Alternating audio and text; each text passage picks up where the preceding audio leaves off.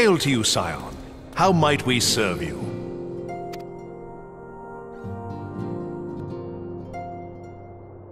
Commander Leveilleur bade you serve us? These are welcome tidings indeed. Given the sensitive nature of the task, I could not rely on one of my own.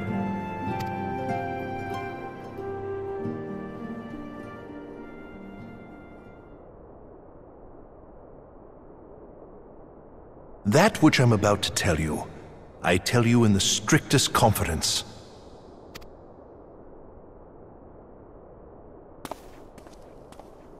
Some days ago, we received certain documents from an anonymous source.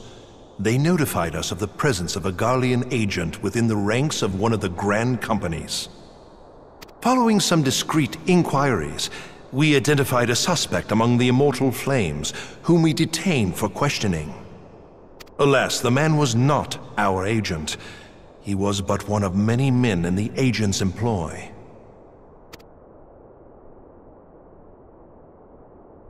We pressed the traitor for a name, but he had none to give.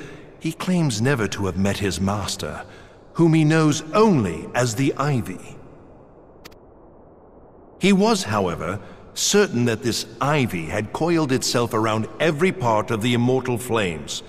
It would seem our quarry joined the company some time ago, and gradually recruited others to his cause.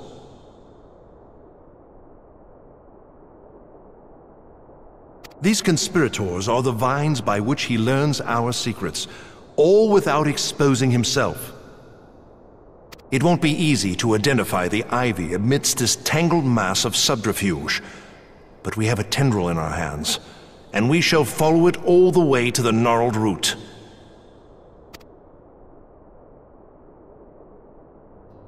Now, much as I would prefer to proceed with due discretion, circumstances demand that this matter be settled post-haste.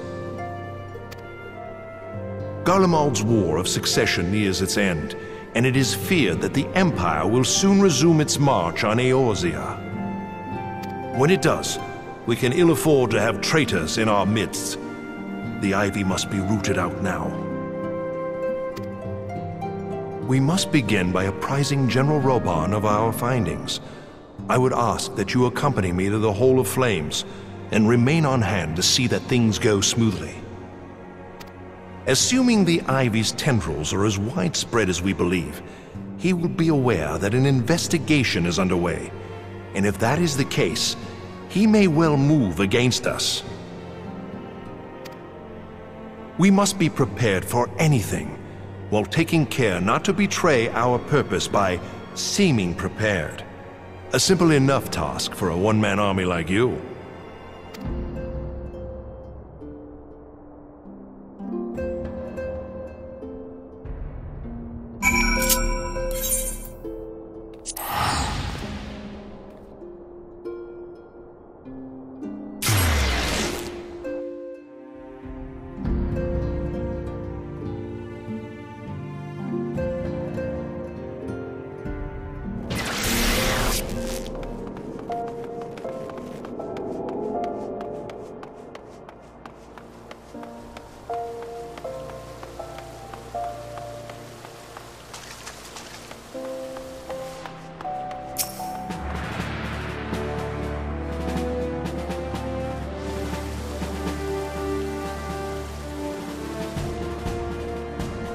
Well, well. What brings you here, my friend?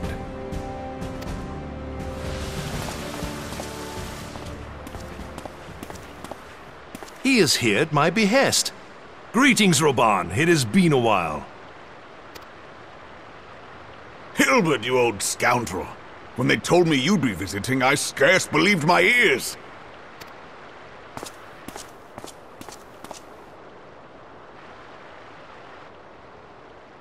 But look at you! The honored captain of the Crystal Bloody Braves. Who'd have imagined, eh? Not many, but fewer still would have imagined your destiny lay in politics, old friend. Aye. We've both come far, have we not?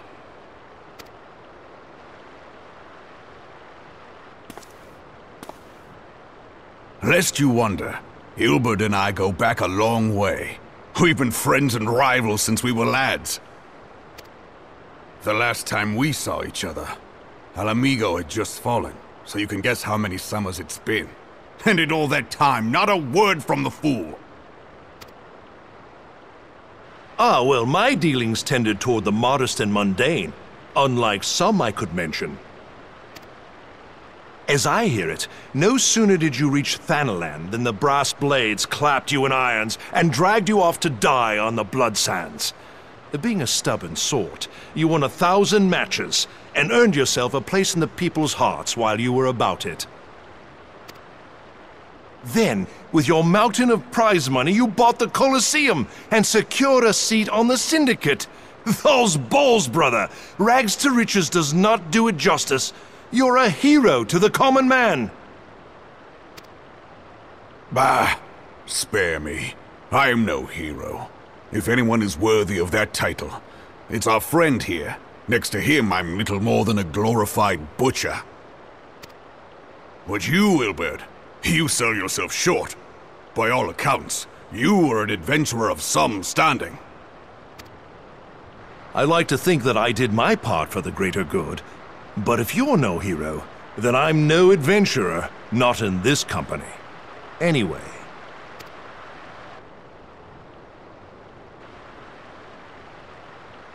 I have tidings.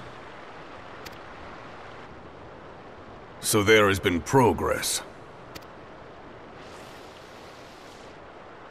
I've let it be known that this meeting is a reunion between old friends.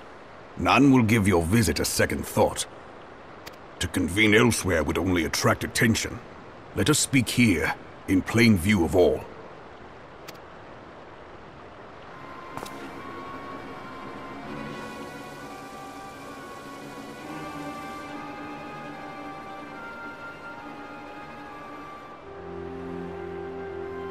So it is we who have been compromised. Teleji Adeleji's machinations have shaken Ul'dah to her foundations. In such uncertain times, a man's loyalty may be bought for a fistful of gil. But if this snake has truly been in our midst for as long as you say, we must needs consider a far graver possibility. Conspiracy. Could it be that the Monetarists have been in league with the Empire from the first? Very well. I will have my most trusted men investigate the matter. Continue your inquiries in the meantime. It does me well to see you again, old friend. When next we meet, let it be over a flagon of ale. I look forward to it. Let us reminisce of bygone days and drink to the future of our homeland.